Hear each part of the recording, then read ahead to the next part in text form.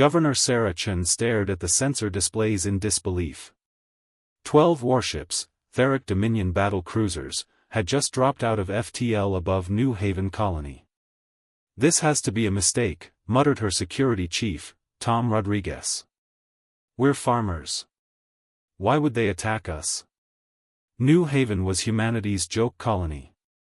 No military garrison, no orbital defense platforms, no plasma cannons. Just 15,000 colonists growing wheat and raising livestock on a backwater planet nobody cared about. Even the United Earth Defense Force had deemed it not strategically significant enough to defend. The Theric commander's transmission crackled through.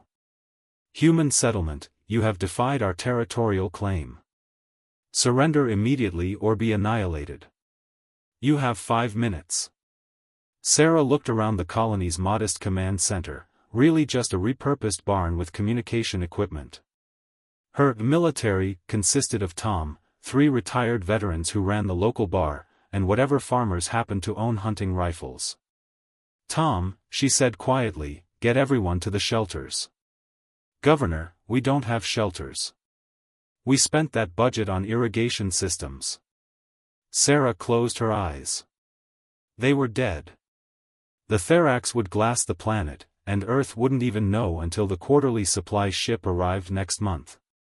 Then old Marcus Webb, the colony's head engineer, cleared his throat. "Ma'am, we might have something." "Something?" "Marcus, they have warships." "Well, yes. But we have tractors." Sarah blinked. "Tractors." "Modified tractors," Marcus clarified, pulling up a schematic. "See, the thing about farming equipment is that it's built tough. Real tough. And after that meteor shower last year damaged our satellites, we jerry-rigged some modifications." What Marcus showed her made Sarah's jaw drop. For minutes later, the Theric commander watched his sensors with growing confusion.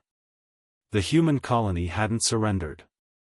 Instead, every piece of agricultural equipment on the planet was moving: tractors, harvesters, irrigation drones, all converging on the settlement. "Sir, we're detecting unusual energy signatures." "From what?" "Their plows?" Then the colonists opened fire. The tractors weren't tractors anymore. They were mobile weapons platforms. The harvester combines had been retrofitted with railguns salvaged from Earth's old mining operations. The irrigation drones carried plasma cutters, designed for clearing forest but equally effective at slicing through hull plating. The massive grain silos? Missile batteries in disguise. The Theric fleet's shields, calibrated for military-grade weapons, had no protocols for agricultural equipment moving at combat speeds. A combined harvester shouldn't be able to achieve orbital velocity. Irrigation drones shouldn't coordinate like fighter squadrons. But humanity's farmers had spent 2 years modifying everything they owned, because when you're the weakest colony, undefended and alone, you improvise. Within 3 minutes, 2 Theric cruisers were disabled. The remaining ships scrambled to adjust their targeting systems, but the colonists had one more surprise. "Now, Marcus," Sarah ordered. The planet's entire power grid, normally used for processing wheat, redirected to a hastily constructed electromagnetic pulse cannon built into the colony's main grain processing facility. The EMP wave hit the Theric fleet like a hammer.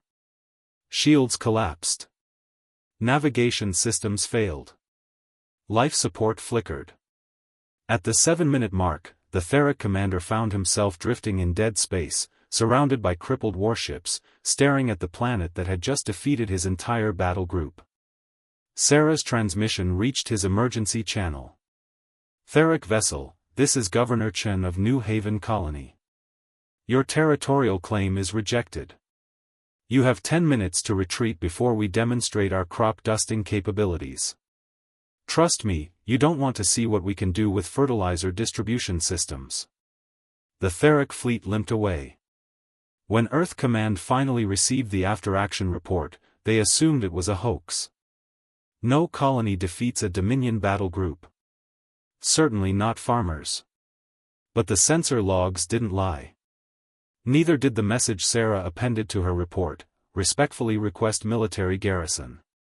Also request retroactive approval for civilian agricultural modifications.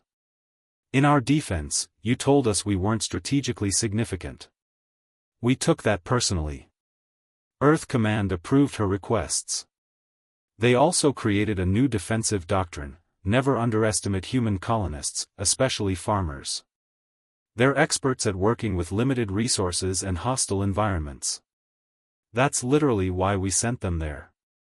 New Haven became the most defended agricultural colony in human space.